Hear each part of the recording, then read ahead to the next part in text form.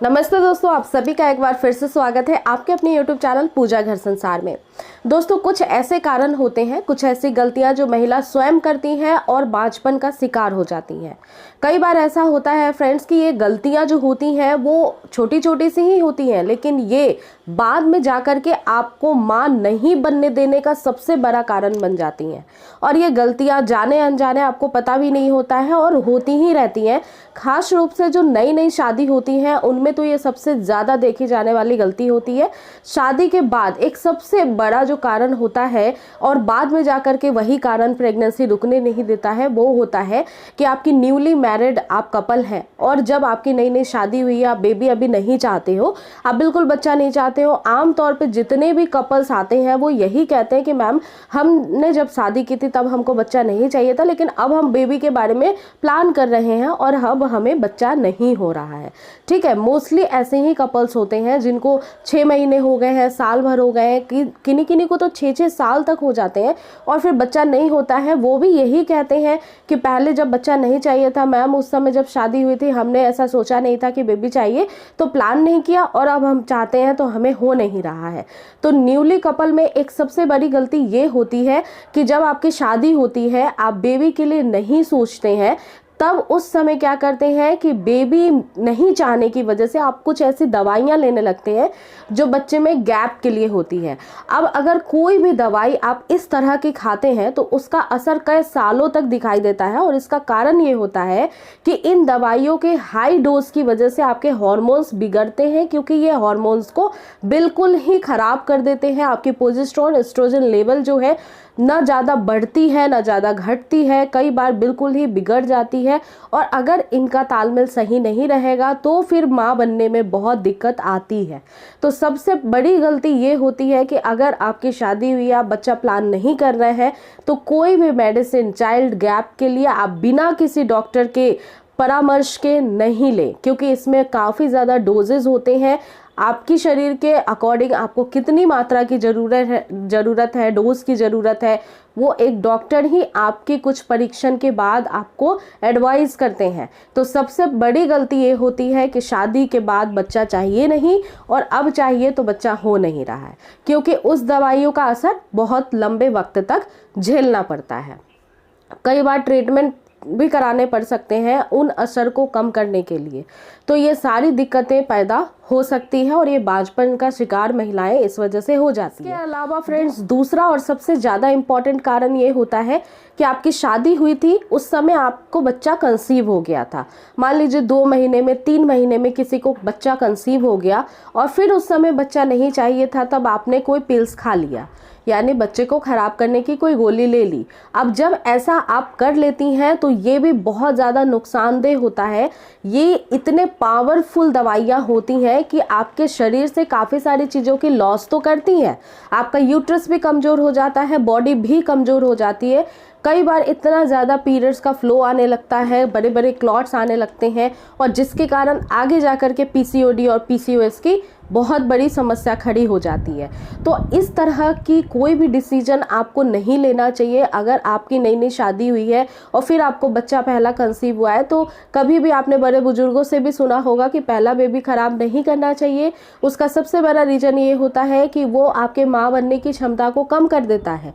कई महीनों या कई सालों तक आपकी कोख सूनी हो जाती है, क्योंकि गर्भ के अंदर इतनी मजबूती नहीं होती है बच्चा खराब करने की पिल्स खाने की वजह से। तो ऐसी दवाइयाँ बहुत पावरफुल होती हैं, शरीर में बहुत गर्मी पैदा करती हैं और आपके प्रोजेस्टेरोन एस्ट्रोजन के लेवल को भी खराब कर देती हैं, जिसके फलस्वरूप कई बार ऐसा होता है कि समय पे अंडा, बाद में जब बच्चा आप चाहेंगी तब बनेगा नहीं, या बन भी गया तो वो ओव्यूलेशन समय पे नहीं होगा। और ऐसी कंडीशन में भी ये सबसे बड़ा कारण होता है कि गर्भ नहीं ठहरता है।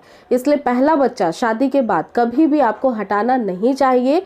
वो बच्चा अगर भगवान ने दिया है तो फिर उसको दुनिया में लाना ही चाहिए, जिससे कि आपकी हेल्दी बॉडी रहे, आपका यूट्रस हेल्दी रहे, फर्टिलिटी हाई बनी रहे। फ्रेंड्स, कभी भी ये खराब ना हो, क्योंकि आगे जाकर आपको दूसरा भी बच्चा चाहिए होगा। कई सारे लोगों को एक बेबी नहीं चाहिए होता है, 2-3 बच्चे चाहिए ही होते हैं। तो बाद में सेकेंड प्रेगनेंसी में भी ये दिक्कत हो सकती है। इस वजह से पहली बार प्रेगनेंसी रुकी है शादी के बाद तो उसको खराब बिल्कुल नहीं करना चाहिए। अगर कोई ऐसी हेल्थ कंडीशन है, हेल्थ इश्यू है, बहुत वीक हैं आप, तो फिर डॉक्टर से सलाह मशवरा करने के बाद ही आपको दवाइयों का सेवन करना है, क्योंकि उसमें भी कुछ निर्धारित मात्राएं की डोजेस होती हैं जो सभी के लिए अलग अलग होती हैं, सभी टाइप के महिलाओं के लिए। इस वजह से फ्रेंड्स, वो कितने सप्ताह का गर्भ है आपका, ये सब कुछ देख करके ही डॉक्टर आपको रेकमेंड करते हैं। तो ये दूसरी मिस्टेक्स भी आप बिल्कुल भी ना करें। इसके अलावा तीसरी और सबसे बड़ी गलती ये होती है कि आपके शरीर में अगर हार्मोन्स ठीक से नहीं बनते हैं तो पीरियड्स ठीक से नहीं आते हैं।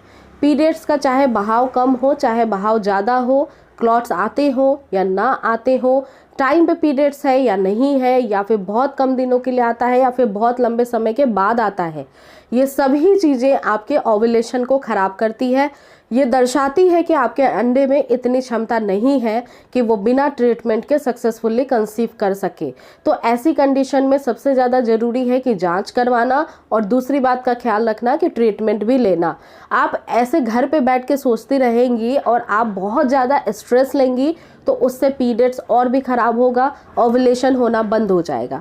कई बार ऐसा होता है कि जब माँ नहीं बन पाती है महिलाएं तो उनको बहुत टेंशन होता है, ये काफ़ी स्वाभाविक है। अगर बच्चा नहीं रुकेगा तो हर महिला को टेंशन होगा, और ये टेंशन लेने की वजह से भी कई सारी ऐसी विकृतियां हैं जो पहले थी नहीं बॉडी में और फिर वो पनपने लगती हैं। तो अगर आपके पीरियड्स से संबंधित कोई भी दिक्कत समस्या, शादी के पहले से भी कई सारी महिलाओं का ऐसा होता है कि पीरियड्स रेगुलर नहीं होता है, तो ये कोई बहुत बड़ी दिक्कत नहीं है या बहुत बड़ी परेशानी नहीं है। ये थोड़े बहुत आपको मेडिकेशन से ठीक हो जाता है, या फिर अगर हेल्दी डाइट लेने लगे, एक अच्छा रूटीन फॉलो करने लगे, एक्सरसाइज वगैरह करने लगे, डॉक्टर की सलाह मानने लगे तो फिर ये ठीक हो जाती है। जो हार्मोनल परिस्थितियां होती हैं वो महिलाओं में कई बार बदलती रहती हैं। उम्र के पड़ाव जैसे जैसे बढ़ते हैं घटते हैं, उस तरह से आपको जो है आपकी परिस्थितियों के अकॉर्डिंग आपके हार्मोन्स की जो कंडीशन होती है वो फ्लैक्चुएट होती रहती है, और ये काफ़ी कॉमन है। बिना टेंशन के कोई भी लाइफ सर्वाइव नहीं करता है। किसी को पढ़ने का टेंशन है, शादी के बाद बच्चे का टेंशन है, किसी को घर परिवार का टेंशन है, किसी को जॉब का टेंशन है। तो टेंशन तो लाइफ से नहीं जाता है, लेकिन उसको कम करने की कोशिश कर सकते हैं। और अगर वो टेंशन से आपके शरीर पे बुरा प्रभाव पड़ रहा है तो उस समय डॉक्टर की सलाह लेने की ज़रूरत भी है, क्योंकि ज़रूरी दवाइयाँ फिर आपकी मदद करेंगी। तो अगर इस तरह से आपके पीरियड्स में कोई भी दिक्कत है तो आप एक बार डॉक्टर से कंसल्ट कर लीजिए। और आयुर्वेदिक दवाइयाँ काफ़ी सारी मैंने बताई हुई हैं, जैसे कि शतावरी चूर्ण बहुत अच्छा होता है महिलाओं के गर्भ के लिए, स्पेशली 100 बीमारियों से लड़ने की एक औषधि के अंदर क्षमता पाई जाती है। तो शतावरी चूर्ण आप लेना स्टार्ट करिए, उससे गर्भाशय मजबूत होगा और सारी दिक्कत परेशानियां जो इस प्रकार की आपको है वो भी दिन प्रतिदिन लेते लेते खत्म हो जाएगी। ओव्यूलेशन की वीडियो हो चाहे शतावरी पाउडर चूर्ण की वीडियो हो, वो सारी वीडियो आपको मेरे चैनल पे मिल जाएंगी आपको, तो आप उसे देख करके समझ सकती हैं।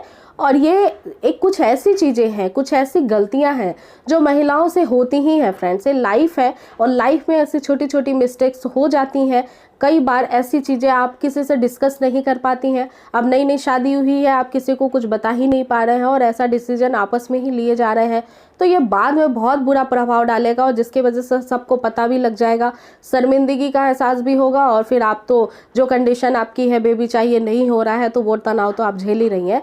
तो ऐसी गलतियां ना करें और खुल करके अपने डॉक्टर से, गाइनो से बात करें। कोई भी दिक्कत परेशानी है तो आप मुझसे भी शेयर कर सकती हैं, मेल कर सकती हैं, कमेंट कर सकती हैं। तो ये कुछ ऐसी गलतियां हैं जो आज से बंद कर देना, अच्छे से आप अपनी लाइफ को जीना स्टार्ट कर दीजिए। स्पेशली बेबी कंसीव करना एक बहुत बड़ा टारगेट होता है फीमेल्स के लिए आफ्टर मैरिज। तो इसको आसान बनाने के लिए अगर कोई कॉम्प्लिकेशन है तो आप मेरी वीडियो की हेल्प ले सकते हैं। छोटी छोटी सी उसमें आपको होम रेमेडीज बताई जाती हैं, जिसके थ्रू आपकी बॉडी को जितनी रिक्वायरमेंट है, जो भी कमी है, उसको फुलफिल करने का मेथड शेयर किया जाता है। तो उम्मीद करती हूँ ये वीडियो आपके साथ मैंने जो शेयर की है वो बहुत लाभप्रद साबित होगी आपके लिए। और अगर आपको वीडियो में कहीं भी कुछ भी अच्छा लगा है तो एक लाइक कर दीजिएगा।